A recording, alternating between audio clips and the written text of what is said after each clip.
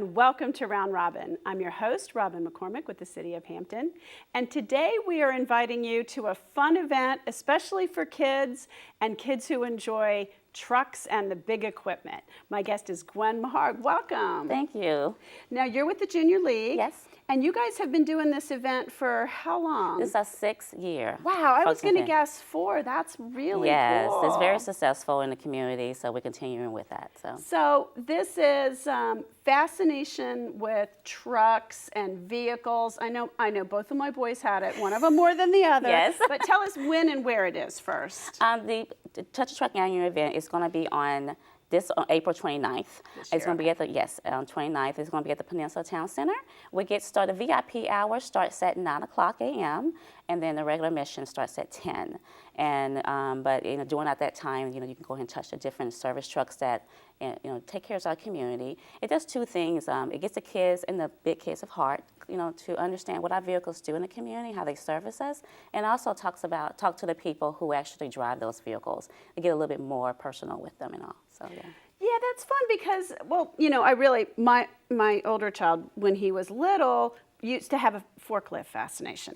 We would chase the forklift around like Costco. I mean, we would stand there and wait, and the forklift driver knew him. I mean, it was like a big deal. Absolutely.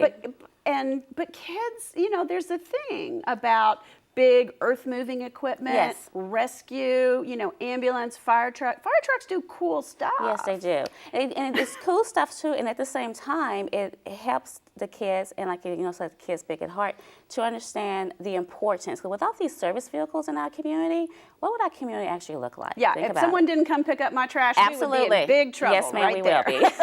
Yes. And recycling is a public service. In addition to, picking stuff up, it is helping the environment and keeping what we can keep, out of the landfill. Yes. So it's a wonderful thing. Yes, and usually these vehicles are so busy that no matter how kind they are, they can sometimes honk or wave to the kids, which is very but nice. They can't stop on your street every morning, to let your kids touch them. And it's dangerous. You've got to make sure everything's turned off and everything's safe. So this is just a fun thing. Yes, it's giving an opportunity to actually do those type of things. And like I said, and also to talk with the people behind it to get a further understanding of why they're important in our service, in our community here. Yeah, it's great. So a lot of people from the City of Hampton, I'm assuming, will be participating. Our Public Works folks. Yes, ma'am. Maybe some of our fire rescue, police. Yes, and we also have our airplane that's going to be landing too during the ceremony as well. So we're really excited about that too. Super cool. Yes, we're really excited about that. Well, helicopter, not airplane. Let me correct Okay, that. like the Nightingale helicopter. That's great. Yes. Now this costs money. This is not a free event, but the money goes to a good cause. Yes, so it does. Tell us, Gwen, first how much it is. At first, the tickets are $5 a piece, or it's $15 for a pack of 4. But those proceeds help support the programs of the Junior League. And the different programs is like we help women and children directly. We work with different houses like the Natasha House. We work directly with them. And that is, tell people what that is. Natasha House is where it's a transition home for women who are just, have a little bit of challenges, and it gives them some time to get back on their feet. And at that point in time, they go through the process of getting back on their feet, of course, and then once that's done, then they can get back on their own and get their own housing and their own transportation and things of that nature there. And we also support the GED testing, where we feel as though that people need to have that continued support in that area as well with the Newport News schools. We also help with the Boys and Girls Club, where we work with the girls there, just touching bases with them with social skills, helping them with college opportunities and things of that nature there. This is we hear a lot about the Boys Club, and it's a very successful organization where a lot of times those alumni come back and support the institution. But the Girls Club is very much the same. It just seems to be a little quieter. Girls aren't as they're not in as much trouble. They're not in the headlines as much as the boys, but they still need attention. They still need that kind of help and support. Exactly, and I call it sometimes like the unspoken voice because they don't speak up as much. But I think that's trying to change a little bit, to let them recognize that you do have a voice, and just I guess operate it differently in different ways and how to handle different situations, but give them the opportunity to do that as well. Now, Gwen, how did you get involved in the Junior League? Because some people might have an impression of it as being, you know, sort of ladies in pearls. You're not a lady in a pearl. No, you ma'am. might be, you're a lady. Yes. I got started in the junior league because I love the community for one. I've been from early age. I was in the community with my parents taught me that, and my youngest one was graduating high school. And I thought, oh, I've done so much with them, you know, work with them in the community and teaching them. And I said, I want to do something myself with other big girls with my age. So I actually went on the internet and researched community service, and Junior League came up, and they had an event. They were welcoming new members to come out, and the first time I went in and talked with the ladies, I was so impressed with it because they actually target the needs. They did a survey, they did research in the community, and they saw where the needs were.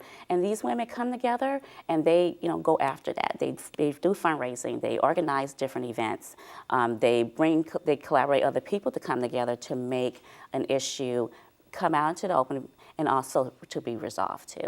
So that's how I got started. I'm very big with that. I've been doing it for 7 years now and still going on, still looking forward for many years to come.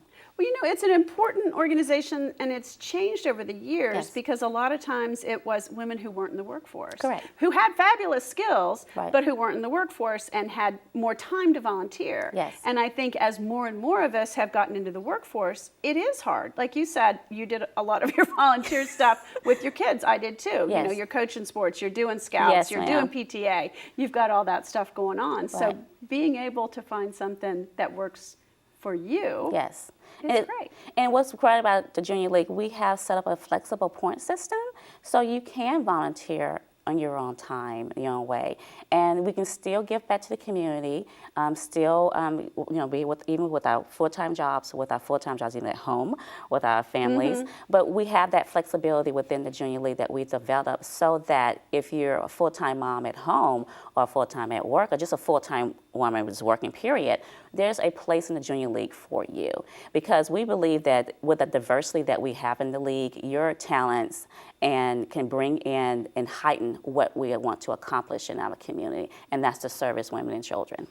Well, and doesn't that tie back to, you know, working with women and children in the community? You all are working with each other Yes, also exactly. to network and bring out those skills, the organization, the leadership, Correct. On a little bit of a different level. Right, and what's another thing about that, what's great, is that if there's something in one area that one woman is strong in, like in training, she takes that and actually take that particular training that she has and teach other women in our league. So we have that in-house training as well, so that we can strengthen the weaknesses and also strengthen the strengths that they already have too. So it kind of goes hand in hand. Yeah, it So, sounds great. Yes. Okay, but back to Touch a Truck. Yes. Let's recap again. Date, time, place. It's Saturday, April the 29th. The VIP section starts at 9 o'clock. The regular admission starts at 10. We have the horn hour at 2 o'clock. I forgot to ask about that. Yeah. So kids who have sensitivity or little ones, you might want to get them home and in bed by them. But Correct. boy, will kids have fun Yes. at the honking hour. The little kids and the big kids at heart as well. Yeah. Now, if people want to get tickets in advance, because you have sold out in some years, I think. Yes, ma'am, we have. So how do they do that? We can go to the website, which is jlhr.org, and it's right there on the middle of our website. Okay, that sounds great. Thank Yes. you so much, Oh, Gwen. no, thank you for the opportunity. And thank you for watching. I hope if you have little ones who are fascinated by big vehicles and the people who drive them and work in them, you will bring them by for this event and support the important work that the Junior League does. Thanks for watching.